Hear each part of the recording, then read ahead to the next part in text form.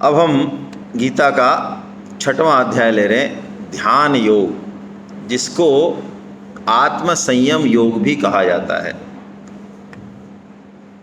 यहाँ पे आत्म संयम से मतलब आत्मा के संयम से नहीं है, मन के संयम से है।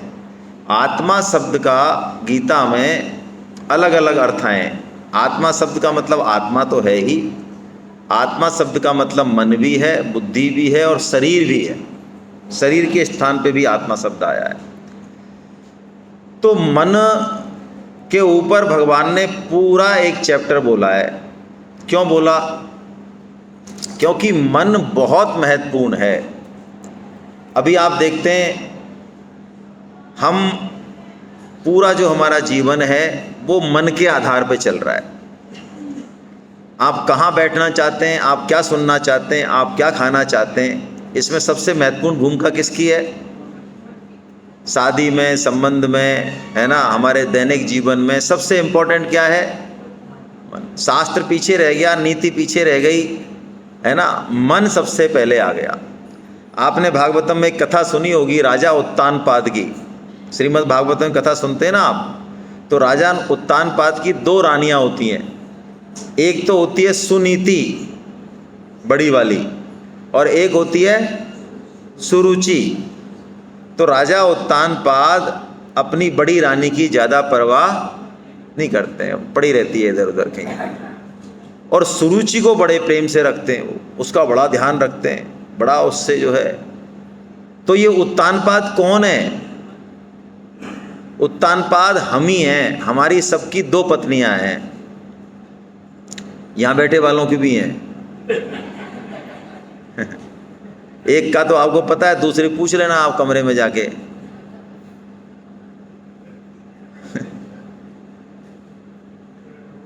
उत्तानपाद यानी जो पैर ऊपर करके संसार में आया। जीव जब आता है तो पैर ऊपर होते हैं और सिर नीचे होता है, ऐसे ही आता है माँ के गर्भ से।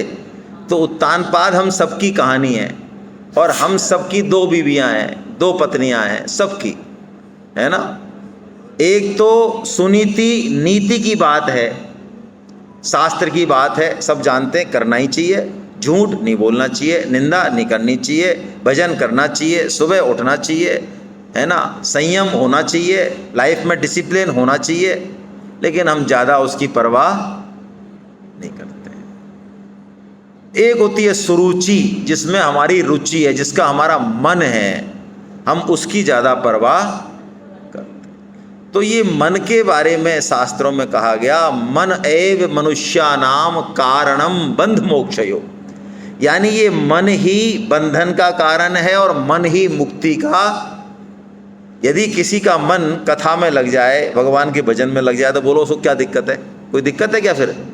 फिर तो कोई दिक्कत ही नहीं है। किसी का माला में मन लग जाए, राम राम राम राम राम राम राम राम कहने में, मैं कह रहा हूँ वो 80 साल का हो, वो 70 साल का हो, वो कुछ नहीं जाने, वो कुछ नहीं करे, वो बैठे बैठे पूजेगा, मेरी गारंटी है। क्यों? क्योंकि उसका मन किस में लगा हुआ है, उसको कोई लेना देना ही नहीं है।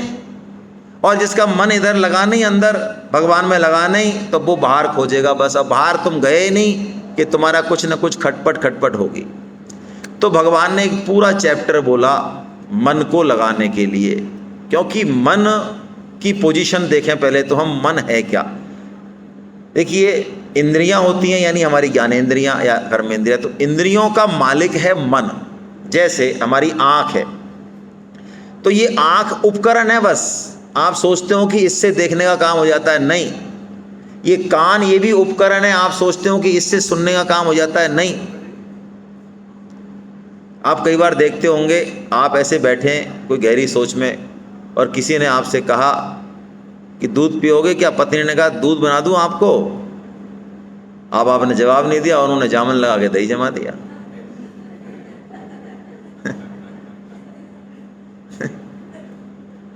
अब आप निकले आधे घंटे बाद उस भंवर में से, आपने कहा हमें दूध नहीं दिया तुमने। अरे दूध क्या दिया? तुमसे पूछा था हमने, तुमने उत्तर नहीं दिया, है ना। उत्तर नहीं दिया इसका मतलब जो उन्होंने लगाया लगाया, फिर क्या कर सकते। तो वो कहते हैं आपने कब पूछा? उन्होंने कहा भाई हमने पूछा। तो पूछा तो उनकी आवाज़ यहाँ कान से टकराई और पर्दे से निकल के वापस चली गई, खोपड़ी में नहीं गई। क्यों? क्योंकि मन नहीं था वहाँ। ऐसे ही कई बार जब आप ऐसे बैठे रहते हो और कोई आदमी सामने से निकल जाए तो वो कहता है भैया हम तो आपके सामने से गए थे, आपने कोई रामा श्यामा करी नहीं, ऐसे सोचा हमने। अरे यार आप गए कब थे? अरे गए कैसे नहीं थे? गए थे, बोलो गए कि नहीं? हाँ गए थे साहब। तो मन नहीं है, तो इसका मतलब मन हमारी इंद्रियों का मालिक है।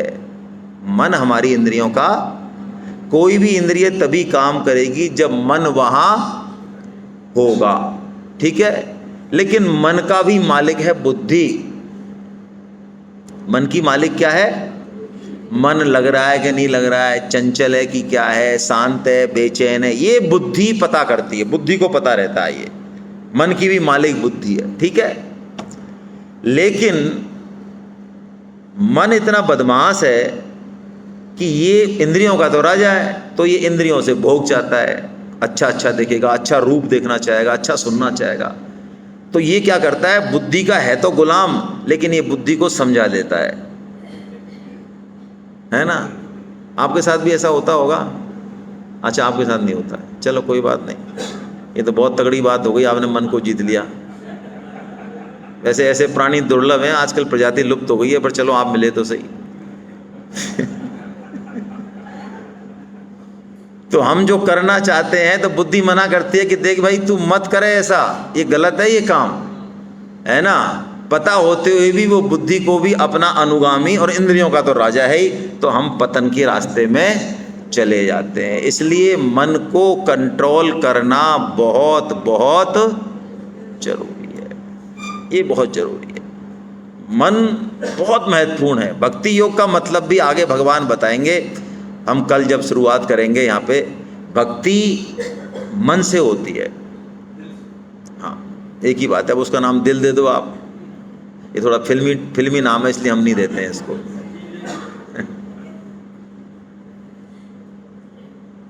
फिर आप कहीं चले जाओगे इधर उधर दिल लगाने। हाँ चलो, तो मन, भक्ति जो है ये इंद्रियों से तो होती है।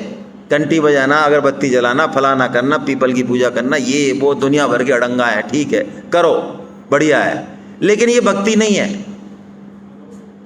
असली भक्ति जब है जब हमारा मन भगवान में लगा हुआ हो।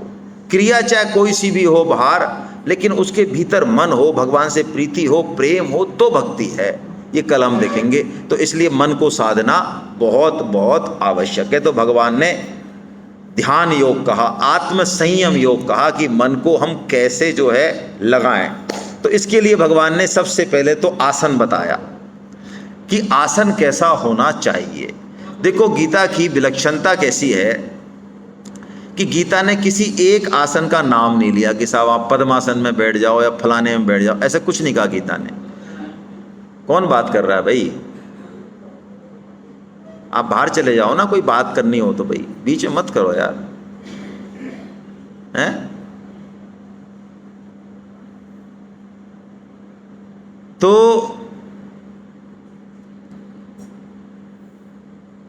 आसन का नाम नहीं बताया। कोई भी आसन में बैठे, सुखासन, लेकिन सुखासन कोई भी हो जहाँ पे आप आराम से बैठ सकें, लंबा बैठ सकें। वैसे ऐसा कहा जाता है कि हमको किसी एक आसन को सिद्ध कर लेना चाहिए, उसको जितासन कहते हैं। यानी किसी एक आसन में, किसी भी आसन में सुखपूर्वक आप यदि 3 घंटे तक बैठ सकें, है ना, तो वो आसन आपका सिद्ध हो गया, वो उसको जितासन बोलते हैं, है ना। तो आसन के लिए भगवान ने 3 चीज़ बताई कि एक तो आपका ये सिर, है ना, और ये ग्रीवा और रीढ़ की हड्डी, ये तीनों एक सीध में होने चाहिए। कोई सा भी आसन हो, ये एक सीध में होने चाहिए, ऐसा भगवान ने कहा। आसन साफ सुथरा हो, अपना हो, दूसरे का नहीं हो, है ना। हाँ ये भी अच्छा, ऐसा भगवान ने बताया। और जो भी सूत का और ऊनी का, जैसे ऊपर ही ऊपर ऊनी हो, नीचे इस तरह से बताया। चलिए ये तो हो गया। अब भगवान का जो ध्यान योग है वो बड़ा विलक्षण है। जो आजकल ध्यान योग की चर्चा है, उस तरह का ध्यान योग भगवान का नहीं है। कैसा विलक्षण है? आजकल लोग शून्य में ध्यान लगवाते हैं, पता नहीं किस किस में ध्यान लगाते हैं, बहुत आजकल प्रचलन है। लेकिन गीता का ध्यान ऐसा नहीं है। गीता में भगवान बिल्कुल स्पष्ट रूप से कहते हैं कि तुम्हें मेरे में ध्यान लगाना है। किस में लगाना है? मुझ में। जैसे कि आपको मान लो राधा गोविंद देव जी प्रिय हैं, भगवान का कोई एक विग्रह आपको प्रिय है, मैं उदाहरण के तौर पर राधा गोविंद देव जी को ले रहा हूँ, जयपुर के तो वही इष्ट हैं। तो राधा गोविंद देव जी को जैसे आप दर्शन करने जाएं तो दर्शन करने की स्टाइल भगवान ने बताई है भागवतम में कि सबसे पहले भगवान के चरणों को देखें आप। भगवान के चरण कितने, उसमें अनंत ब्रह्मांड हैं। भगवान के चरण कमलों को योगी जो है भजते रहते हैं। भगवान के चरण कमल से उसमें पायजेब है, फिर भगवान का पीताम्बर है, क्या वस्त्र है ना, कैसी बनमाला लटकी हुई है, भगवान की करधनी कैसी है, कैसी कमर है। ऐसे करते करते करते करते करते भगवान के मुखारविंद पे जाएं, है ना, कैसे सुंदर होठ हैं, आँखें हैं, ये हैं, ऐसे पूरा जो है एक एक देखे क्या पहना हुआ है, कैसे फूल है भगवान के, ऐसे आप देखेंगे। और फिर आंख बंद कर लें, आंख बंद करके देखें भगवान को, फिर कोई चीज़ मिस हो फिर खोलें, फिर दर्शन करें। आपका मन, आपको पता नहीं चलेगा कि काफ़ी देर तक रुक गया है। ऐसे मन रुकने वाला, ऐसे आपका मुश्किल से 30 सेकंड भी नहीं रुकेगा। लेकिन ये जो बात बताई जा रही है, यदि आप इस तरह से दर्शन और ऐसे दर्शन का आप अभ्यास करेंगे तो आपको घर आके भी राधा गोविंद देव जी प्रत्यक्ष दिखते रहेंगे, रसोई में काम करते हुए भी प्रत्यक्ष दिखेंगे। आप देखना, उनका इतना अद्भुत श्रृंगार होता है, आप एक बार में सारी चीज़ों को पकड़ नहीं पाओगे, है ना। आपसे दूसरा कहेगा, अरे आपने वो नहीं देखा मुरली के पीछे जो फूल था वो, अच्छा वहाँ पे भी फूल था क्या, अरे हाँ वो लाल रंग का था और एक माला लटक रही थी छोटी सी सफ़ेद रंग की।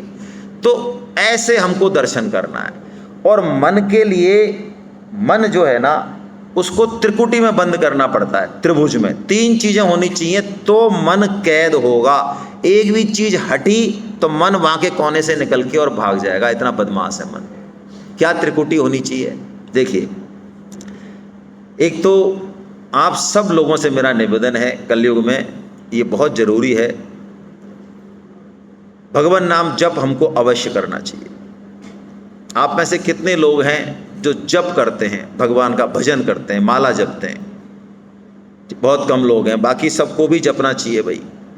आपको जो ये सांस दी है ना, सांस दिन भर की, इन सांसों का बिल है 16 माला, एक दिन में 16 माला।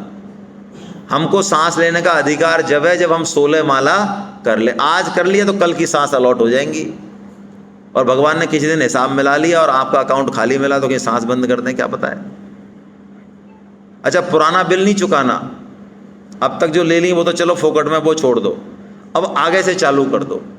तो भगवान नाम जप अवश्य करना है। भगवान नाम जप में क्या करना है? कलयुग में हरे कृष्ण कृष्ण कृष्ण हरे हरे, हरे राम राम राम हरे हरे, है ना, ये महामंत्र है। इसको उल्टा भी बोल सकते हैं, हरे राम सीधा बोल सकते हैं, ये तो उल्टा है, सीधा बोल सकते हैं। सीधा ये हरे राम राम राम हरे हरे, हरे कृष्ण कृष्ण कृष्ण हरे हरे। जो आपका इष्ट है, कृष्ण भगवान यदि इष्ट है तो पहले कृष्ण बोल लें, यदि राम है तो राम बोल लें। तो एक तो नाम को बोलें, भगवान के नाम को, चाहे राम राम राम राम राम राम राम राम ऐसे बोलें, तो बोलें। एक तो काम ये करें। दूसरा, उस नाम को सुने, करके देखें। अब जब माला करें तो उस नाम को सुने, एक भी नाम आपका खाली नहीं जाना चाहिए, बिना सुने नहीं जाना चाहिए। हाँ,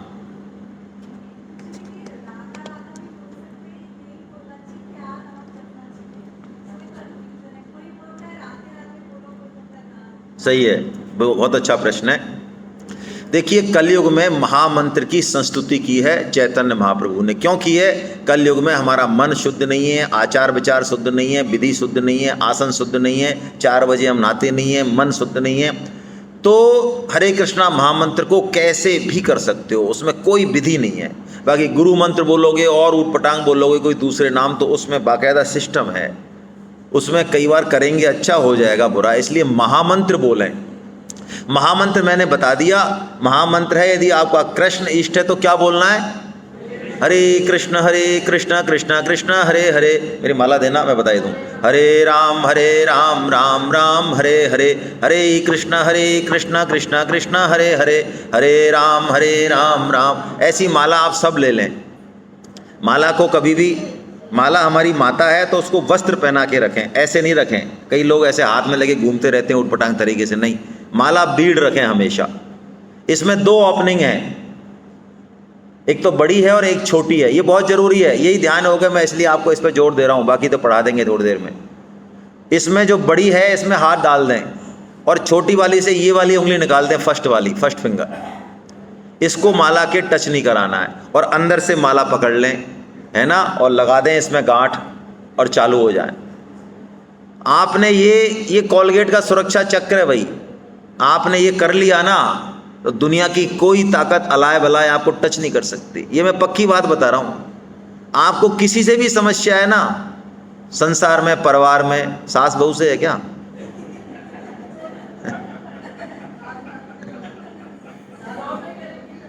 हाँ, तो सब इसके सामने सब फेल है मामला। पति से पत्नी से है क्या, अरे मैं दुखती रंग पे हाथ धर रहा हूं तो भी हानि निकल रही है। चलिए, हाँ, तो ये मजाक मत समझना। और आपके जितने भी रोग हैं, चैलेंज के साथ कह रहा हूँ आप, क्योंकि मुकुट बिहारी जी तो हर साल सेमिनार कराते हैं। अगले साल आप अलट लेके आ जाना कि आपने ये कहा था, आपके सिर फोड़ेंगे, अब हमें कुछ नहीं पता चला। आप बिल्कुल सही कह रहा हूँ, मैं ओपन कह रहा हूँ भाई। आपको बीपी है, बोलो बीपी सही हो जाएगा इससे। आपको डायबिटीज है, आपको सारी बीमारियां सही हो जाएंगी। मैं चैलेंज के साथ कह रहा हूँ, चैलेंज के साथ कह रहा हूँ मैं। और किसी को लॉजिक पूछना तो मेरे से अकेले में पूछ लेना कि आप इस तरह की बात कैसे कह रहे हो, है ना, कोई बिना है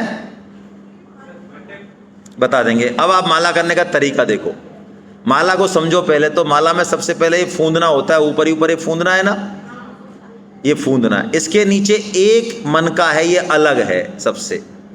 ये राधा और कृष्ण हैं, दोनों एक ही मनके में, है ना, एक ही मनके में राधा और कृष्ण है। और ये 108 हैं, ये सखियां हैं भगवान श्री कृष्ण की।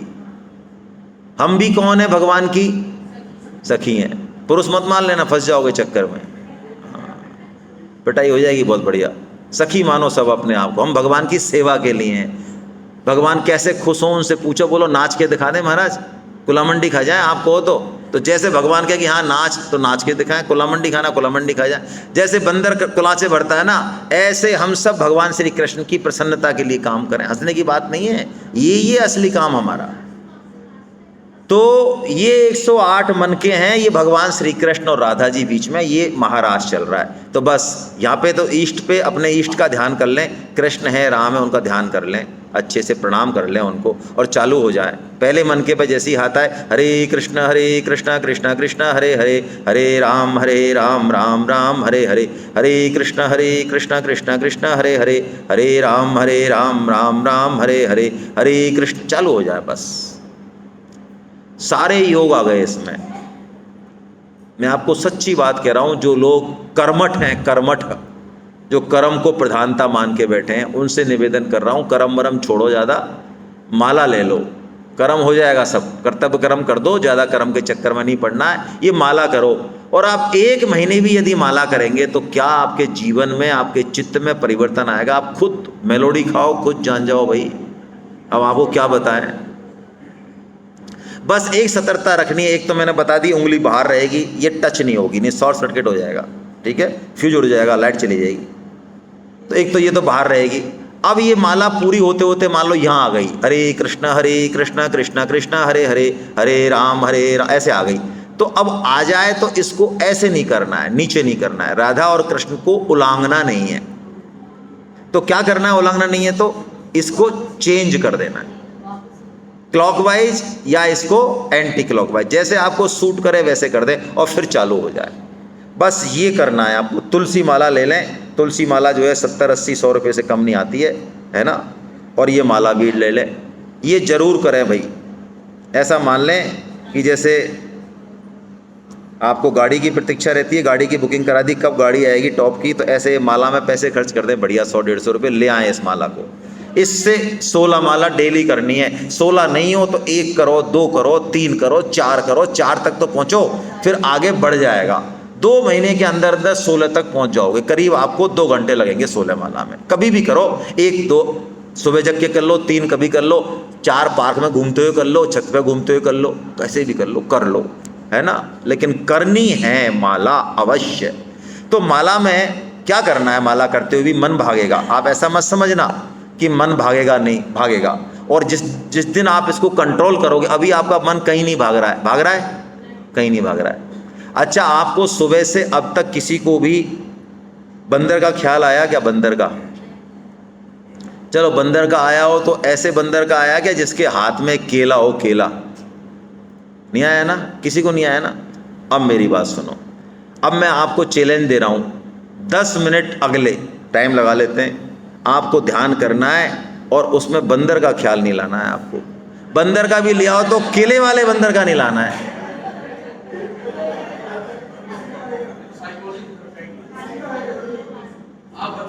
तो जब माला करेंगे तो पता चलेगा कि मन बहुत भागता है, कचरे में जाता है, पुराने विचारों में जाता है, पता नहीं क्या क्या करता है। तो इसको रोकने के 2 तरीके, एक तो मैंने बताया त्रिपुट लगाना है। त्रिपुट कैसे लगाना है? एक तो मुंह से उच्चारण करना है और उसको कानों से एक भी नाम बिना सुने नहीं जाना चाहिए, खुद बोलना है और खुद ही।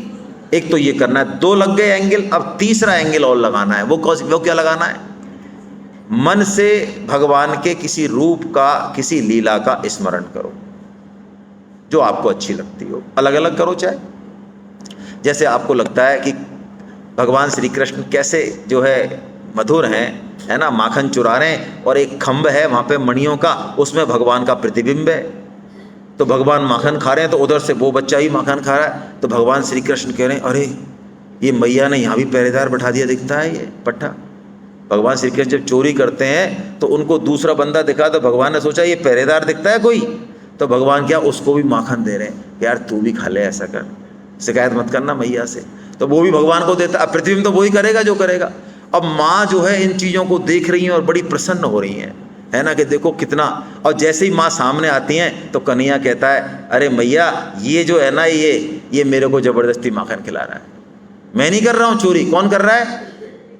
अब इस लीला को यदि आप चित्रण करेंगे बोलते हुए, गोवर्धन लीला का चित्रण करेंगे, तो आपका मन उस लीला में रम जाए।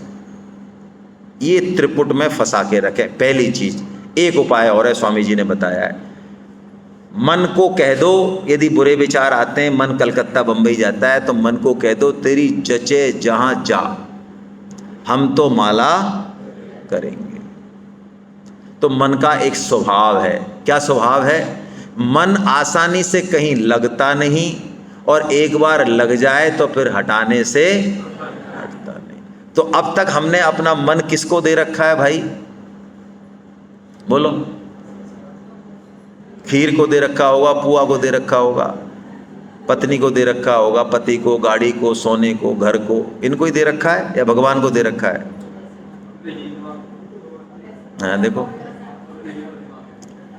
रामकृष्ण परमहंस एक ऐसे व्यक्ति थे, विवेकानंद जी सबसे पूछते थे कि क्या आपने ईश्वर को देखा है? तो बड़े बड़े विद्वान, बात मत करो भाई, बड़े बड़े विद्वान गोल गोल बात करते, ना ना नम नम नम नम ऐसे करते थे। रामकृष्ण परमहंस से जब पूछा तो उन्होंने ठोक के कहा कि हाँ मैंने ईश्वर को देखा है, और देखा ही नहीं है, तुमको जैसे देख रहा हूं उससे भी स्पष्टता से देखा है, और मैं तुमको भी दिखा सकता हूं। लेकिन ईश्वर को देखना कौन चाहता है? रामकृष्ण बोले, लोग पत्नी के लिए रोते हैं, लोग पुत्र के लिए रोते हैं, लोग धन के लिए रोते हैं, ईश्वर के लिए कौन रोता है भाई? जब ईश्वर के लिए जिस दिन पुकार निकले ना हृदय से, तब ईश्वर की हिम्मत नहीं है जो प्रकट नहीं हो सामने। तो मन कहीं भी जाए कोई परवाह नहीं उसकी, क्योंकि मन अभी तक हमने संसार को दे रखा है, इसलिए वहीं जाएगा।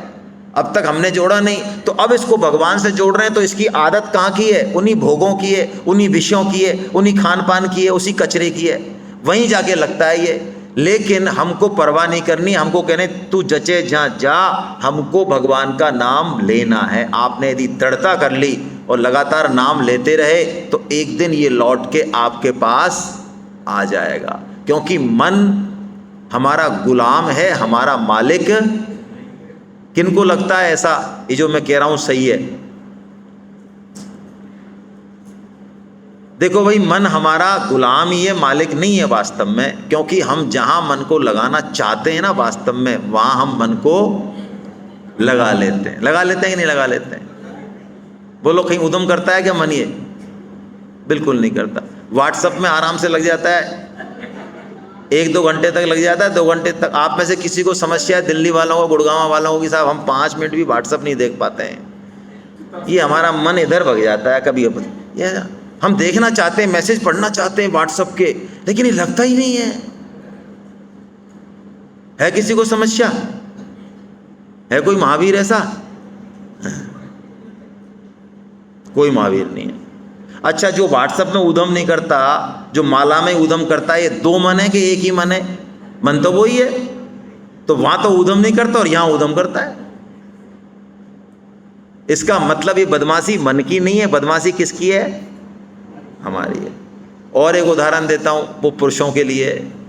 पुरुषों ने नोटों की गड्डी गिनी है कभी? अरे खूब गिनी है आपने भैया। गुप्ता जी के रिश्तेदार सब गड्डी गिनने वाले ही हैं, ऐसा बताया मेरे को।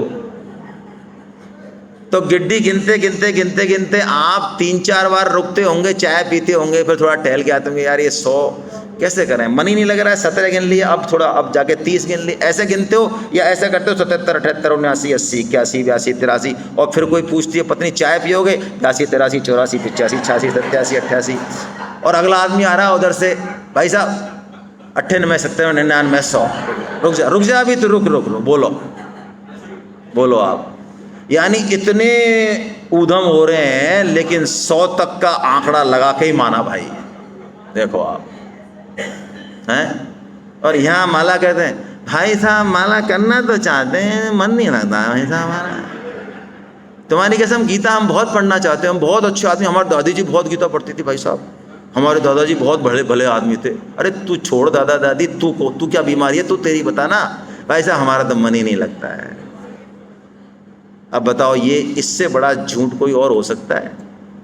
कितने झूठे टाइप के हैं हम, यदि हम ऐसा कहते हैं तो। मन हमारा गुलाम है, ये देखता है मेरा मालिक क्या चाहता है। मालिक कहता है माला करनी है, लेकिन अंदर से क्या चाहता है? माला वाला होती रहेगी। पहले जो है टीवी देख लो, व्हाट्सअप देख लो, थोड़ा ताश खेल लो, थोड़ी गपशप ठोक लो, तो मन देखता है यार मेरा मालिक तो इधर जा रहा है, तो वो माला में लगाए, तुमने मन को लगाया ना माला में, वो मालिक के पीछे पीछे आ जाता है। जिस दिन दृढ़ निश्चय कर लिया कि नहीं 16 माला करनी है, गीता पढ़नी है, समझनी है, मन की हिम्मत नहीं है, खड़ा रहेगा वो। कह दो खड़ा रहे, यहाँ खड़ा रहेगा, हिम्मत नहीं है उसकी। अर्जुन ने भगवान से उपाय पूछा है इस अध्याय में कि प्रभु मुझे मन को वश में करने का उपाय बताएं। तो भगवान ने 2 उपाय बताए भाई, है ना। कौन कौन से? एक तो भगवान ने कहा अभ्यास और वैराग्य। उससे पहले भगवान ने कहा अर्जुन बात तो तेरी सही है। अर्जुन ने कहा बहुत कठिन है मन को वश में करना महाराज, बहुत कठिन है, और आज के ज़माने में तो और भी कठिन है। क्यों? आइटम बहुत हैं, जहाँ जाओ वहीं आइटम ही आइटम है।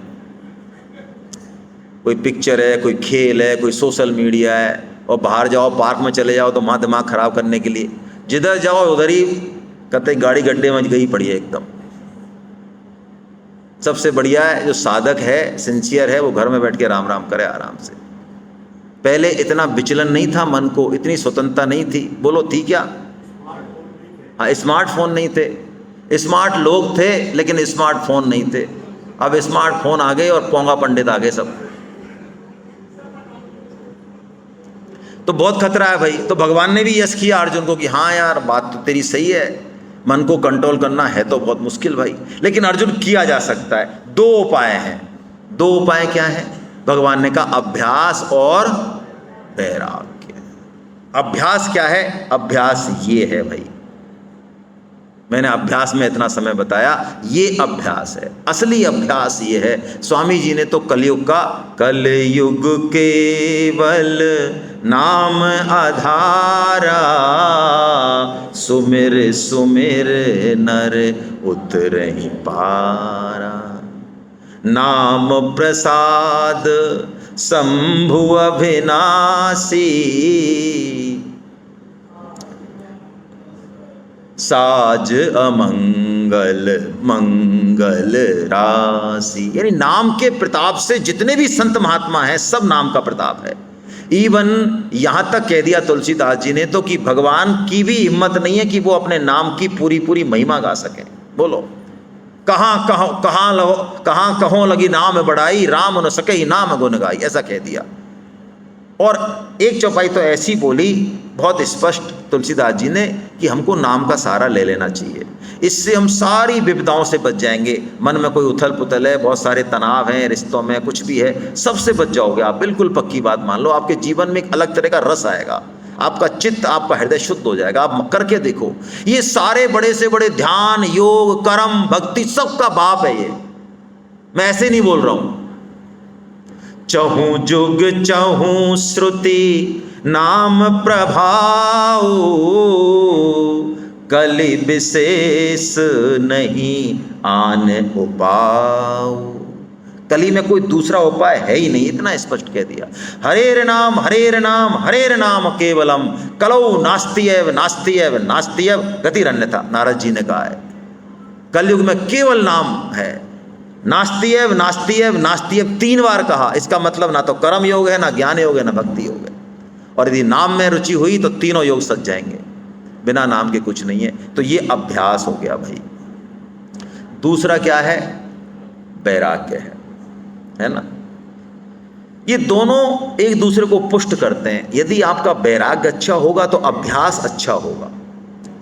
अब वैराग्य नहीं है दिल में, ये भोग लूं ये भोग लूं। देखिए स्वामी जी कहते हैं कि जिन भोगों में भी अभी हमारी आसक्ति बनी हुई है, हम सबकी बनी हुई है, उसमें सबसे ऊपर वह तो काम सुख है। हम माने चाहे ना माने, शास्त्र कह रहे हैं, संत कह रहे हैं। ग्रस्त के मूल में भी यही है, हमारी सारी बीमारियों की जड़ में भी यही है। येन केन प्रकारेण हम काम सुख को दुनिया का सर्वोच्च सुख मान के बैठे हैं। और जब तक काम सुख हमारे अंदर है, तब तक जहाँ काम है, जहाँ काम तह राम नहीं, तब तक वहाँ आनंद नहीं आएगा भाई। और इस काम को हम चाहते हैं कि इसको भोग के निकल जाए, ना, संभव नहीं है। क्यों? अब तक हमने इतनी बार भोग लिया है, इतनी बार, ये तो इस जन्म की बात है, और करोड़ों जन्मों में पता नहीं कितनी बार, लेकिन अभी हमारी इससे तृप्ति तो भोगने से नहीं होगी। ये विवेक है, ये वैराग्य है, इसको समझें। और इससे सुख से भी बहुत ऊंचा सुख है कोई, बहुत ऊंचा। जिस दिन उसकी एक बूंद मिल गई, हमें ये क्षुद्र लगेगा सुख। ये अब तक तो ये बहुत लग रहा है, लेकिन क्षुद्र लगेगा। ये सुख कैसा है? कुत्ते की हड्डी जैसा सुख है ये। कुत्ता जब सूखी हड्डी चूसता है ना, उसमें सूखी हड्डी में ना मांस है, ना रक्त है, कुछ नहीं है, लेकिन वो जब चूसता है उसको, तो खुद के ही उसके जबड़ों का खून आ जाता है, तो उसको बड़ा मजा आता है। ऐसे ये काम सुख है। इसमें वास्तव में सुख है नहीं, लेकिन लगता है ऐसा।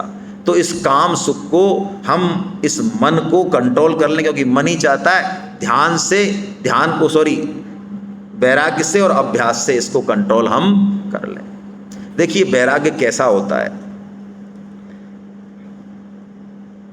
वैराग्य ऐसा होता है कि कई बार समझदार आदमी दूसरों को ठोकर लगते देख के भी समझ जाता है, और कई ऐसे होते हैं कि खुद को ठोकर लग जाए तब भी चेतते नहीं है। थोड़ी देर तो चेतते हैं।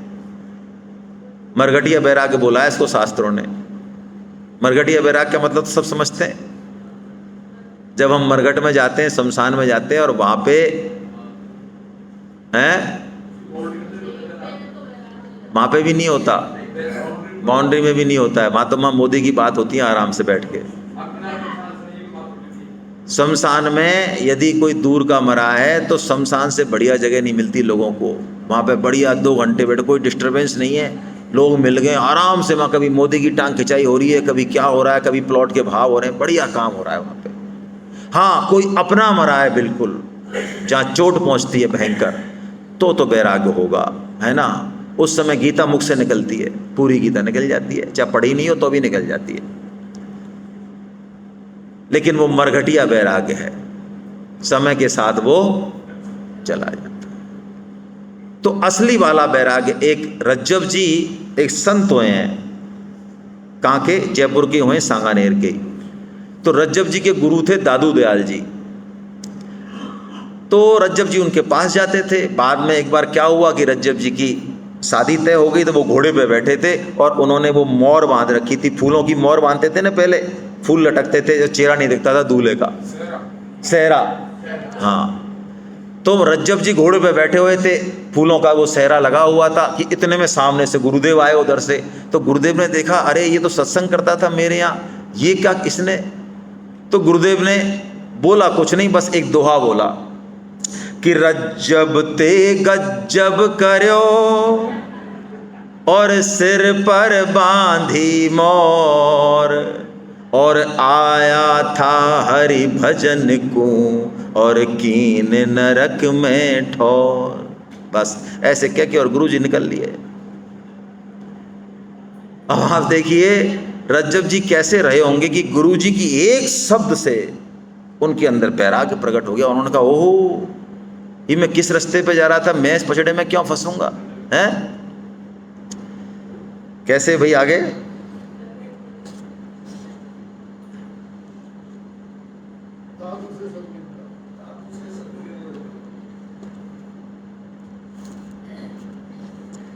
दादू से सदगुरु मिले, सिस रज्जब से जान, एक ही शब्द सुलझ गई रही न खेचातान। एक ही शब्द से वैराग्य हो गया। ये वैराग्य है। हम लोग मौत देखते हैं साक्षात। अरे भगवान ने तो कृपा करके कोरोना दे दिया हमको, जिसमें हमने रिश्तों की नंगाई को देख लिया, पूरा सच देख लिया पूरा। जिन रिश्तों के दम पे हम कूदते हैं और कहते हैं भाई साहब हम क्या करें, हमारे पास बहुत जिम्मेदारी है ना, हमारे ये हैं हमारे वो हैं, इनके कारण हम गीता नहीं पढ़ रहे हैं, इनके कारण हम सत्संग नहीं कर रहे हैं। वो परिवार जिसके लिए पूरा जीवन हम लगा देते हैं, उस परिवार के लोगों को, अपने खास पिताजी को, खास मम्मी को, खास भाई को लोग शमशान घाट तक छोड़ने नहीं गए कोरोना में। हाथ जोड़ दिए, मिट्टी है भाई साहब, अब इसको यहाँ कह दो चाहे शमशान में चले जाओ, क्या एक ही बात है, बस भाव होना चाहिए भाई साहब। प्रणाम, क्या बात है। ऐसी बुद्धि है इंसान की, ऐसा दिमाग लगाता है ये भी गिल्टी नहीं होती उसको कि यार मेरे पिताजी को मैं शमशान, एक मौत का भय देखो आप। ये रिश्ते हैं। तो इन रिश्तों की सच्चाई को स्वीकार करके एक केवल भगवान को हम यदि अपना रखें, इसका मतलब रिश्तों की कदर ना करें, उनकी सेवा ना करें, उनसे प्रेम ना करें, ये नहीं कह रही गीता। ना ना ना ना ना, सब भगवान का रूप है। सबके प्रति अपना कर्तव्य करना है, सबको यथोचित सम्मान देना है, सबकी सेवा करनी है, इन्हीं से भगवान मिलेंगे। लेकिन भगवान को छोड़ के इनको ही अपना मान लेना, ये क्या है? ये तो कुछ नहीं है। ये तो प्याऊ पे जैसे पथिक इकट्ठे होते हैं। पहले प्याऊ हुआ करती थी, गांव के लोग एक इधर से आता है, और भैया कौन से गांव से आ रहे हो? हम तो वहाँ। और कहाँ जा रहे हो भैया? कैसी फसल है तुम्हारे यहाँ? अरे बहुत बढ़िया भैया, राम राम राम राम। ये लोग एक इधर गया और एक इधर गया, यही है। और कहानी क्या है बताओ हमारी? बताओ इससे बड़ी कहानी है क्या? आपको लगता हो नहीं हमारी कहानी बहुत बड़ी है, तो बताओ आपकी पिछले जन्म की पत्नी कहाँ है अभी? बताओ। पतिदेव, पिताश्री, पुत्रश्री, जिनके लिए मर रहे हैं हम, गिर रहे हैं ऊपर नीचे, तो पहले वाले कहाँ भाई साहब? कहाँ बटबेड़ी खा रहे हैं बताओ? पहले भी होंगे तो खाएं। तो कितना रिलेशन है ये? बस जितना है उतना ही है, उसके बाद कुछ नहीं है। इसलिए मूल चीज को पकड़े हम। काम कुछ भी करें, ध्यान का मतलब है हर क्षण 24 घंटे एक ऐसी प्रैक्टिस कर लें, इस नाम के जप के आधार पे, अभ्यास के आधार पे, वैराग्य के आधार पे। अब चाहे रबड़ी का मालपुआ खा रहे हैं, चाहे नहा रहे हैं, चाहे धो रहे हैं, कुछ भी कर रहे हैं, भगवान का स्मरण रहे, भगवान का काम करना है, भगवान की वाणी को पहुंचाना है, गीता का प्रचार करना है, नाम जप करना है, ऐसा भगवान का ध्यान बना रहे, तो आपका हर काम भजन हो जाएगा। गीता का मूल मंत्र यही है, हाथ काम मुख राम है और हृदय सांची प्रीत, और दरिया ग्रस्ती साधु की याही उत्तम रीत। ये साधक है। साधक क्या करता है? हाथ काम, डरता नहीं है। लोग भक्ति के नाम पे काम नहीं करना चाहते हैं, ये बहुत बड़ी समस्या है आजकल। यदि भक्ति करते हैं थोड़ी बहुत, तो जब करते हैं जब पूरे परिवार को मतलब जरूरत है आपकी, काम नहीं करेंगे। अरे भक्ति करनी है तो जो दोपहर में जो सोने का टाइम है उसमें से करो, सुबह 6 बजे तक पढ़ रहे थे तो उसमें से करो, 4 बजे उठ के, इतना समय है उसमें से भक्ति करो। अपना कर्तव्य कर्म तो पहले पूरा करो। हाथ काम कर्तव्य कर्म पूरा करना है, मुख राम है और हृदय साची प्रिय। भगवान से प्रेम होना चाहिए तो हर कर्म हमारा भजन हो जाएगा, है ना। एक स्वामी जी कहते हैं एक लौकिक प्रेम में भी इतना आनंद है भाई, प्रेमी प्रेम का मिलते हैं तो कैसा सुंदर लगता है उनको, एक दूसरे की बातें, एक दूसरे का कितना स्मरण रहता है। मिलेंगे 2 घंटे बाद मिलेंगे, लेकिन अभी मान लो मैसेज आ गया कि भैया 2 घंटे बाद आपको कमेटी गार्डन में मिलना है 10 बजे। बोलो कैसी गुदगुदी रहती है अंदर। अरे 10-20 साल पीछे चले जाओ, हम अभी की बात नहीं कर रहे हैं। तो मान लो भूल जाते हो क्या? ऐसा होता है क्या कभी? मान लो प्रेम है सच्चा तो ऐसा होता है क्या, अरे हम तो भूल गए भाई, हम तो आ ही नहीं पाए, ऐसा होता है क्या? अरे कितना ही आप काम करते रहो, हमको 2 घंटे बाद कमेटी गार्डन में पहुंचना है, ये बात हमेशा ध्यान रहती है। एक प्रेम का अपने प्रेमी से मिलने जा रही, ध्यान का बता रहा हूँ, ध्यान कैसा होता है। मिलने जा रही तो रास्ते में एक मौलवी था, वो खुदा की इबादत कर रहा था और वो दौड़ती हुई जा रही थी गार्डन की तरफ, तो उस पे पैर रख के चली गई, वो उस चादर पे सजदे पे पैर रख के चली गई। तो मौलवी ने देखा ये कितनी दुष्ट औरत है, मैं खुदा की इबादत कर रहा हूँ, ये पैर रख के चली गई। अब वो भूल गया इबादत, तो उसने कहा आने दो इसको मजा चखाता हूँ मैं। अब उसको तो ये भी पता नहीं मैंने कहाँ पैर रखा, वो तो अपने प्रेमी के उसमें थी। अब मिल मिला के वहाँ से आई, आते ही उसने कहा इतना भी तेरे को पता नहीं है? तो उसने उससे कहा, उस प्रेम का ने, अरे मौलवी, एक नर शरीर के प्रेम में मैं इतनी मतवाली हूँ कि मुझे ये भी ध्यान नहीं है कि मेरा पैर कहाँ पड़ा। तू तो उस खुदा के परवरदिगार के प्रेम में जो है, तुझे इतना ध्यान रहने का अवसर कहाँ से मिला है? मैं नर राची ना लखी, तू कस लख्यो सुजान, पढ़ कुरान बोरा भयो, राचो नहीं रहे मान। ये है ध्यान, ये प्रेम करने की अभिव्यक्ति है भगवान से। तो हम इस तरह से जो है ध्यान में लगाएं और लग जाएं। असली बात है हम भगवान के भजन में लग जाएं। भगवान के भजन के 2-3 तरीके हैं। एक तो उनका नाम जप तो है ही सबसे बढ़िया, इससे भी बढ़िया एक बात और है, जिसका हम भजन करते हैं, जिससे हम प्रेम करते हैं। आपको एक बात अवश्य ये ध्यान में होगी, जिससे आप वास्तव में प्रेम करते हो उसकी प्रसन्नता से आप प्रसन्न होते हो। ऐसा हो नहीं सकता आप मान लो अपने बच्चे से, माँ अपने बच्चे से प्रेम करे और बच्चा कुछ चीज़ बनाए और वो खा के प्रसन्न हो, तो उसकी प्रसन्नता से माँ प्रसन्न ना हो, ये संभव ना है। तो यदि हम भगवान से प्रेम करेंगे सच्चा, तो हम भगवान को कैसे प्रसन्न करेंगे, ये भाव हमारे मन में आना चाहिए। भगवान कैसे प्रसन्न हो, हम कैसे प्रसन्न हो वो छोड़ो, अब तक तो हमने ये सब देख लिया। अब तक तो हमारा मन है कि ये बिल्डिंग, ये घर, ये गाड़ी, ये पत्नी, ये पुत्री सब हमारे लिए। नहीं, अब ये एंगल बदलो, ये हम सब के लिए।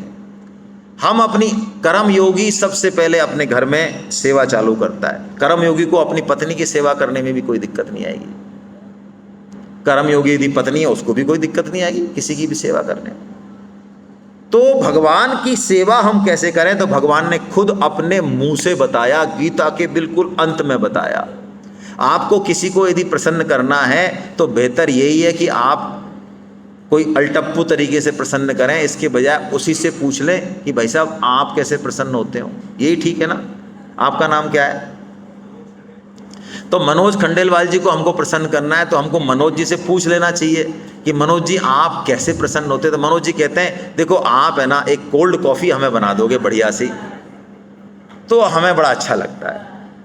अब हम कोल्ड कॉफ़ी नहीं ला के और जो है इनको कुछ भी कोई गर्म दूध या जूस पिला रहे हैं, हम कहते हैं नहीं ये बहुत अच्छा है, बहुत स्वास्थ्यवर्धक। ये कहते हैं अब ये बताओ प्रसन्न होंगे क्या? नहीं होंगे। तो भगवान ने भी अपनी प्रसन्नता का एक तरीका बताया गीता के बिल्कुल अंत में। दूसरा काम हमको वो करना है। क्या बताया तरीका? भगवान ने अंत में कहा, कर्म ज्ञान भक्ति सब कह दिए, तब बताया कि अर्जुन जो व्यक्ति निष्काम भाव से मेरी वाणी का प्रचार करता है मैं उससे सबसे ज्यादा प्रसन्न होता हूं। उसके समान मेरा प्रिय ना तो कोई हुआ और ना कोई। ये भगवान के वचन है 18.68 और 69 में आप खुद पढ़ना आज जाके। अब आपको समझ में आया कि एमबी गुप्ता साहब ने आपकी ठोड़ी क्यों सिलाई, इतने फ़ोन क्यों करे। आ गई समझ में? आपको जो बुलाया कि पता नहीं आपको क्या कर, आज मुझे बताया कोई टेक्निक अपना ही बताई इन्होंने, कोई ऐसा कि आपको संग में जो है जमाएंगे, जो पता नहीं क्या, कोई जोड़ा वोड़ा कुछ कुछ है ना, और वो बुला के और वो गीता सुना दी जो है। वैसे तो आप सुनने वाले थे नहीं, तो इन्होंने ये काम क्यों किया बताओ? कोई कमीशन मिल रहा है इनको, कोई इनकम हो रही है इनकी बहुत बड़ी इनकम हो रही है, उस इनकम को पकड़ो आप। भगवान के किसी एक व्यक्ति को भी आपने, परिवार के किसी एक व्यक्ति को भी जो आपके कहने से गीता में जुड़ गया, भगवान की तरफ लग गया, आप मान लो आप निहाल हो गए। आपने कितने भी यज्ञ किए, तप किए, परोपकार किए, कुछ भी किया, अन्न दानम, गोदानम, मही दानम, जो कुछ किया, शास्त्र वचन बोल रहा हूं, मन से नहीं बोल रहा हूं, है ना। न गौ प्रदानम न मही प्रदानम न च अन्नदानम ही तथा प्रधानम यथा वदन्ति ही बुधा प्रदानम सर्वेषु दानेषु अभय प्रदानम। सभी दानों में अन्नदान, स्वर्णदान, सब दानों में अभय दान बेस्ट है। अभय दान मतलब किसी को भी भगवान में लगा देना। तो आप सोचो एमबी गुप्ता साहब ने क्या काम किया है। तो हम कोई कम थोड़ी हैं, हम भी 2 लोग 4 लोग, हमारी भी तो सुनते होंगे, कॉलोनी में, किटी पार्टी में, स्कूल में, कॉलेज में, फांसो उनको, ट्रेन में जाते हुए फांस लो। कैसे फांसना है देखो, असली काम बता रहा हूं मैं। वो गीता तो पढ़ा देंगे, कोई दिक्कत नहीं है, 2 दिन है अभी, तो असली काम बता रहा हूं। इसमें हमारा स्वार्थ नहीं है, इसमें आपका ही स्वार्थ है, असली बता रहा हूं।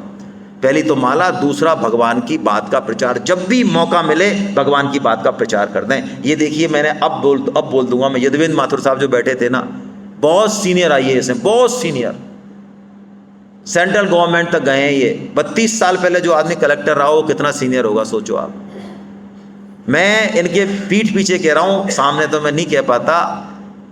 इन्होंने अपने घर के मुहूर्त पे हमको बुलाया।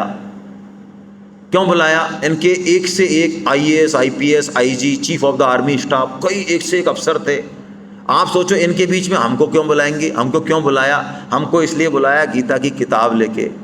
और जो भी इनका दोस्त आता, कोई भी आता, इनको कोई शर्म नहीं है। मुझे बड़ा आश्चर्य आया, ये उसका हाथ पकड़ते, देखो आइए साहब, आओ इधर आओ, इधर मैं मिलवाता हूँ आपको, देखो ये बहुत अच्छा काम कर रहे हैं, ये फॉर्म भरो, आप गीता की क्लास ज्वाइन करो, गीता की सेमिनार अटेंड करो।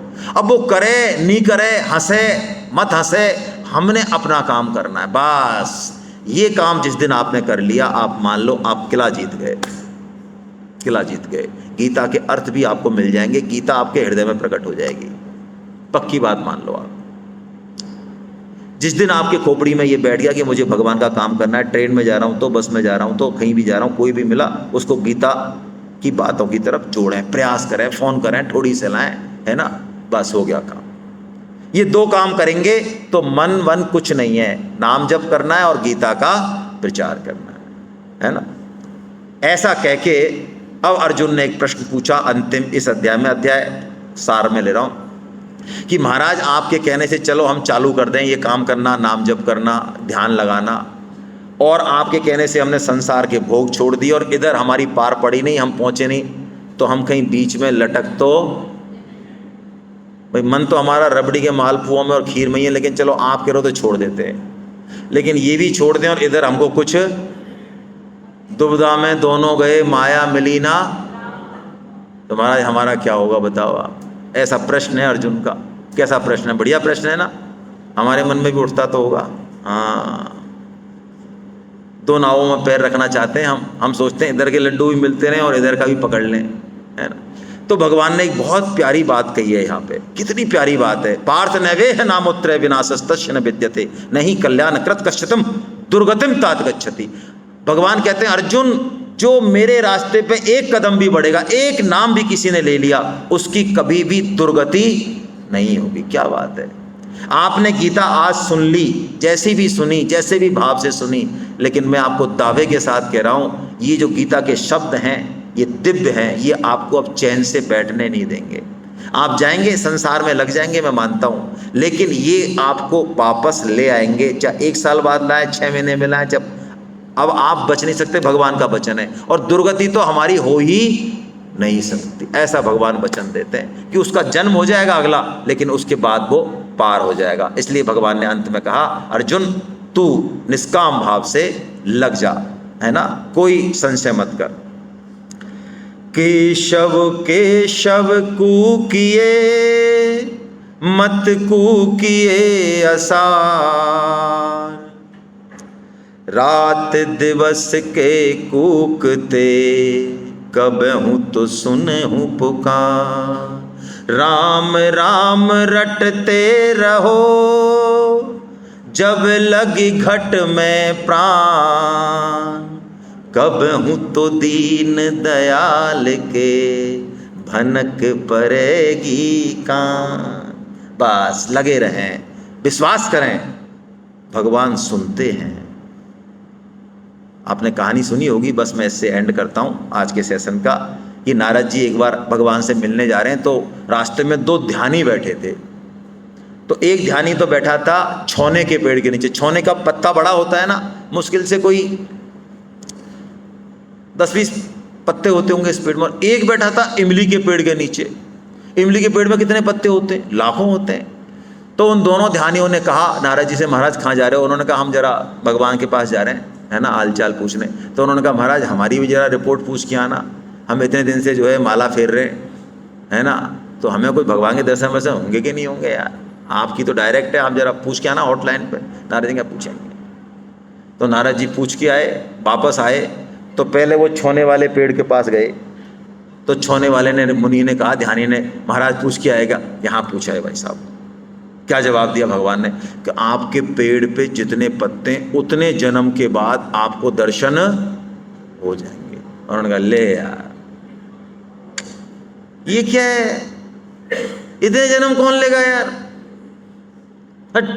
और नारद जी को कहने लगे तुम यार फर्जी। मैं अब नारद जी को डांटा फटकारी होगी, तो नारद जी अब दूसरे वाले पेड़ के पास जा रहे हैं, उसके पास नहीं जा रहे हैं, दूर से ही बात कर रहे हैं। उन्होंने कहा इसे 15-20 वाले ने मेरी ये हालत कर दी, तो ये तो पता नहीं क्या करेगा मेरा भाई।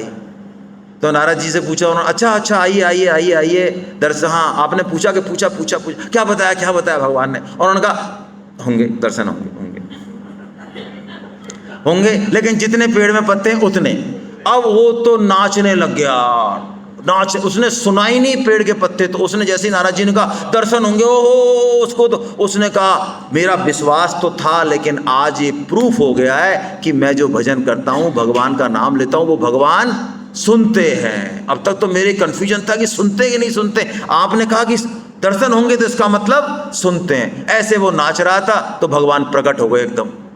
नारद जी ने कहा अरे यार आप क्या फर्जीवाड़ा करते हो, हमको झूठा डराते हो आप? अभी तो आपसे रिपोर्ट लेके आ रहे हैं हम, आपने कहा पत्ते के बाद होंगे और आप तो अभी आ गए।